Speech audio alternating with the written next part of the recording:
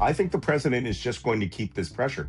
Look, Donald Trump believes he has a mandate to terrorize and get 20 million people arrested and deported from this country. And it's insane. This is the most un American thing that has happened since the Chinese Exclusion Act or the formation of the Ku Klux Klan, where the state organs are being used and secret organizations are being used to bring fear, anxiety, and threats and murder against an entire class of citizens. So, what's going to happen next is there's going to be what's happening now, a backlash. Right now, 65% of the American public disapprove of what's happening. Donald Trump's popularity amongst the white male base is actually falling. And these are the ones who really think they want this. They're running up against the wall that American citizens' rights are being taken.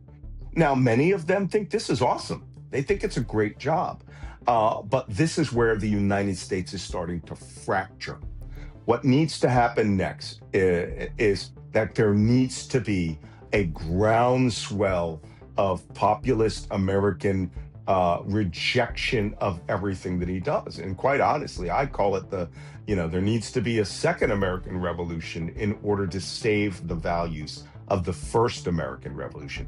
And as we come to the 250th anniversary of the founding of the United States, we're run by a dictator. As pretty close to King George III. You could call Donald Trump Mad Donald the Last, but that's what we're doing. And he is making no bones about it. He says it from time to time. People say that I'm a dictator. Maybe it's okay to be a dictator.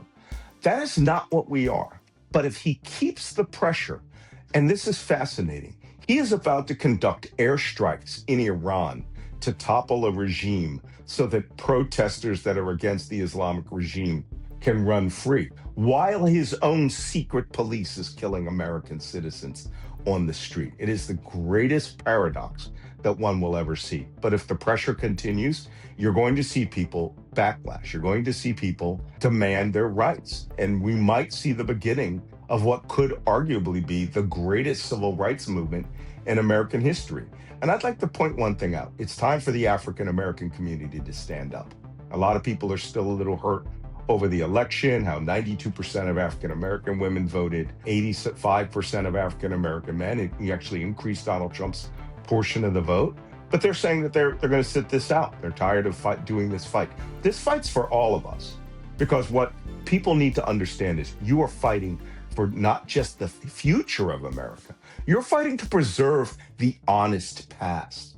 Don't forget, they're removing references to slavery from the African American History Museum. And just a few days ago, on Independence Mall in Philadelphia, where I grew up, they removed all the signs related to slavery.